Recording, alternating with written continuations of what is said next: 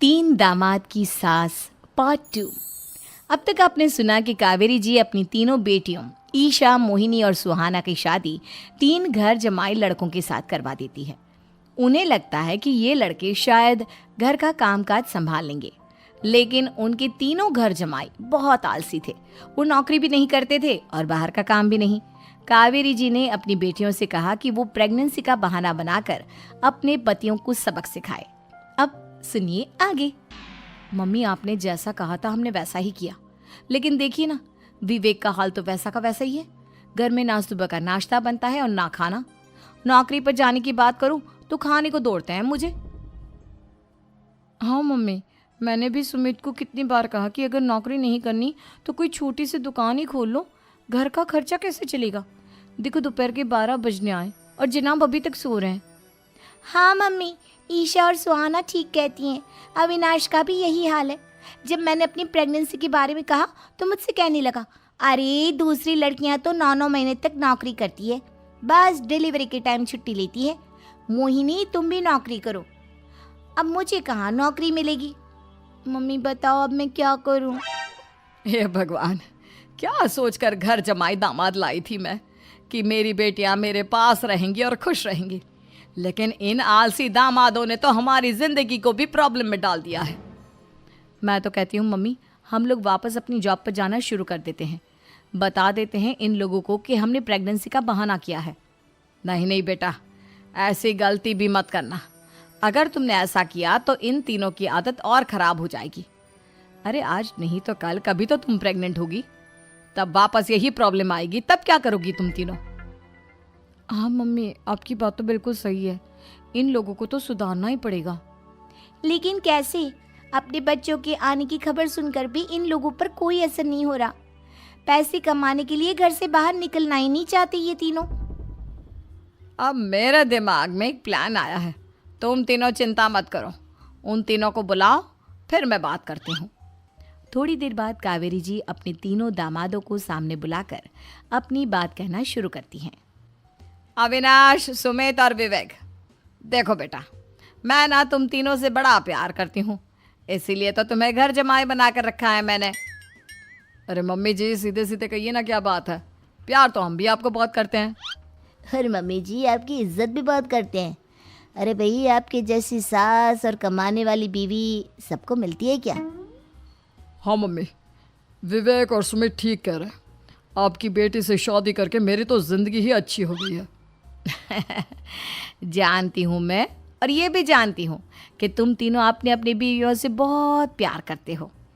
बेटा, बात ऐसी है कि हमारे कुल गुरु ने कहा है कि प्रेग्नेंट होने के बाद मेरी तीनों बेटियाँ शुरू के 4 महीने हमारे गांव में जाकर रहेगी, जहाँ मेरे चाचा जी रहते हैं। अरे लेकिन क्यों मम्मी, गांव में जाकर रहने की क्या ज़रूरत है इन तीनों को। वो क्या है ना बेटा, हमारे परिवार को एक श्राप है। अगर मेरी बेटियों ने यहाँ पर बच्चा पैदा करने की कोशिश की तो उनके बच्चों को कुछ भी हो सकता है। इसलिए अब से लेकर 4 महीने पूरे होने तक इन्हें गांव वाले घर में रहना पड़ेगा। हाँ तो इसमें प्रॉब्लम क्या है मम्मी जी? हम भी वहाँ जाकर रहेंगे, पिकनिक मनाएंगे। अरे भाई, बीवी जहाँ हम भी वहाँ। हाँ यार, आइडिया तो बहुत अच्छा है। शहर की ज़िंदगी में रह रहकर परेशान हो चुके हैं, अब कुछ दिन गांव में बिताएंगे। तुम लोग समझने की कोशिश क्यों नहीं करते। तुम में से कोई भी वहाँ नहीं जा सकता, और मैं यहाँ रहूँगी ना तुम तीनों के साथ। 4 महीने की तो बात है, उसके बाद ये तीनों ही लौट कर आ जाएंगी। ठीक है मम्मी जी, अब हमारे बच्चों का सवाल है तो ये तो करना ही पड़ेगा। कावेरी अपनी तीनों बेटियों को कुछ दिन के लिए घर से बाहर कहीं दूसरे शहर में रहने के लिए भेज देती है। कुछ दिनों के बाद, अरे मम्मी जी, बहुत दिन से पिज्ज़ा नहीं खाया, मंगवाइए ना। क्या बताऊं बेटा, पहले तो बेटियां खर्चा दे देती थी क्योंकि उनकी नौकरी थी, लेकिन अब तो मेरे पास पैसे ही नहीं बचे। थोड़े बहुत पैसे हैं जो बच्चों की डिलीवरी में काम आएंगे।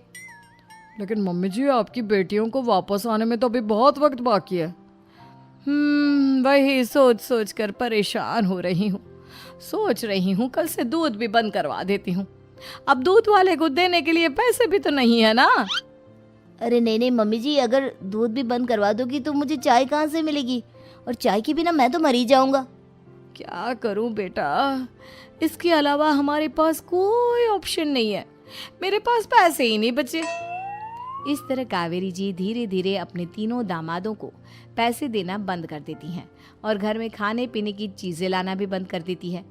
अब वो तीनों बुरी तरह से परेशान होने लगे थे और इसलिए एक दिन तीनों प्लान करके घर से बाहर निकलते हैं और बाजार में जाने के बाद यार अच्छा खाना खाए हुए कितने दिन हो गए, पता नहीं कब अच्छा खाना मिलेगा। हमारी बीवियों के जाने के बाद तो हमारी हालत भिखारियों जैसी हो गई है यार। कुछ भी हो, मुझे तो आज पिज्ज़ा खाना ही खाना है। जेब में 1 रुपया नहीं है और पिज्जा खाएगा, कहाँ से आएंगे पैसे? अरे देख वहाँ सामने बोर्ड पर क्या लिखा हुआ है, कंप्यूटर पर काम करने के लिए एक आदमी की आवश्यकता है। भाई मैं तो जा रहा हूँ, काम करूँगा और शाम तक पैसे लाकर आराम से पिज्ज़ा खाऊंगा। जा जा, तुझे कोई काम नहीं देने वाला, हम तो घर जा रहे हैं। चल भाई सुमित।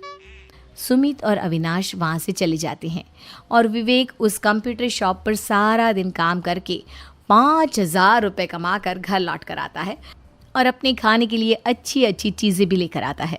ये देखकर विवेक और सुमित के दिल में भी कुछ पैसे कमाने की इच्छा जागती है। अरे सुबह सुबह कहाँ चल दिए तुम? मम्मी जी एक बहुत अच्छी जगह मिली है, कंप्यूटर पर काम करने के 5,000 मिले थे कल मुझे। अगर रोज़ काम करूँगा तो पूरे 40,000 की तनख्वाह। अरे वाह, ये तो बहुत अच्छी बात है दामाद जी, आपको जाना ही चाहिए। सुमित और अविनाश विवेक को इस तरह तरक्की करते देखकर परेशान हो जाते हैं और वो दोनों भी काम की तलाश में निकल पड़ते हैं। धीरे धीरे उन दोनों को भी काम मिल जाता है। अब कावेरी के तीनों दामाद छोटी मोटी नौकरी करके अच्छा पैसा कमाने लगे थे। एक दिन कावेरी उन्हें अपने पास बुलाती हैं। अरे वाह, विवेक 40,000 कमा लेता है, अविनाश 60,000 और सुमित तुम भी 40,000 के आसपास कमा ही लेते हो। कुल मिलाकर तुम अच्छे खासे पैसे कमा रहे हो बेटा। हाँ मम्मी जी, बहुत मज़ा आता है जब महीने के एंड में मोटी रकम हाथ में आती है। पूछिए मत मम्मी जी, घर में रहकर रोटी बना बना कर और तो जैसा महसूस होने लगा था मुझे तो। हाँ बेटा, तुम तीनों की बात तो बिल्कुल ठीक है और जानते हो अब तुम तीनों की पत्नियां भी वापस लौट कर आने वाली है। लेकिन मम्मी जी अभी तो उन्हें गए सिर्फ 2 महीने हुए हैं, आपने तो कहा था वो 4 महीने के बाद लौट कर आएंगी। ऐसा कुछ नहीं है बेटा, मैं सिर्फ तुम तीनों को सबक सिखाना चाहती थी कि आदमी घर में बैठकर बीवी की कमाई खाता हुआ अच्छा नहीं लगता। इस दुनिया में हर इंसान को मेहनत करनी चाहिए, काम करना चाहिए, चाहे वो औरत हो या आदमी, ताकि अपने परिवार को संभाल सके।